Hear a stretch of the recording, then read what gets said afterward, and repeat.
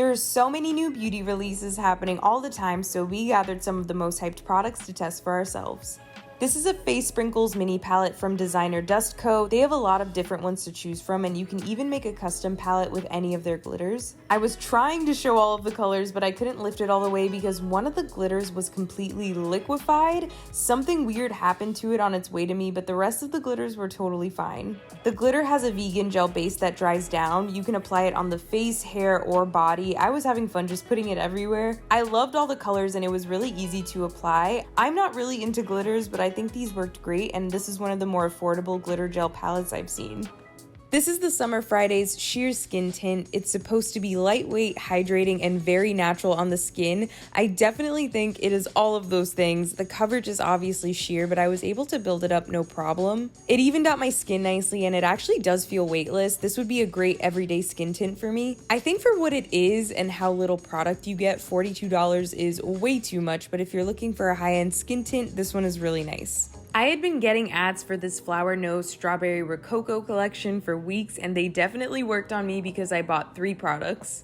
First up, I tried the Embossed blush. The detail in the embossing is so cool, I didn't even want to use it. They do say that this is meant to be a buildable blush, but I think the color payoff is a little too light. It took me forever to get the color payoff I wanted, but it did look pretty in the end.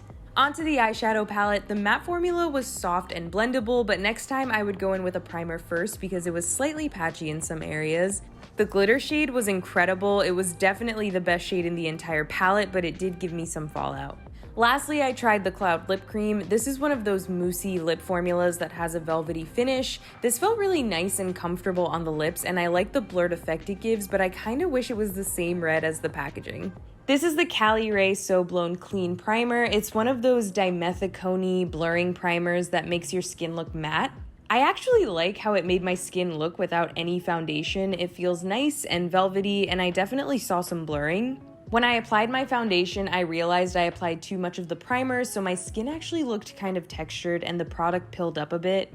So the next time I tried it, I went in with less and focused on my oily areas, and I still wasn't loving how my foundation looked over this. I just see way more texture with this primer than my normal primer. I'll show them side by side so maybe you can kind of see what I mean. I don't think that this is for me. Milani released this Conceal and Perfect line with liquid under eye brighteners, contours, and highlighters. These kind of feel like a drugstore version of the Charlotte Tilbury wands. First, I tried the brightener under my concealer. I didn't notice much brightening at first, but then I applied it with my fingertips and got some better coverage. Next, I tried the liquid contour. This color does lean a little bit red, which I don't love, but it blended out really beautifully and added a nice warmth to my face. I applied the highlighter next, and I loved this. Again, it blends out really nicely, and it doesn't add any texture to my skin. It just gave a really pretty glow. Even though I don't see myself using the brightener, I am a fan of these, and I hope they expand the shade range. These are the Kaleidos Epiphany Glow Melt-On Eyeliners. They're all multi-chrome, so they have these really cool color shifts.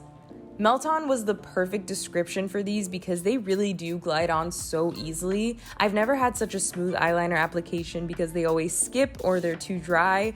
These are so easy to apply. I thought that the tip would be too blunt to create a wing, but I was actually able to do it without any issue. These are really beautiful and I highly recommend them. I hope they expand the line to include more everyday matte shades.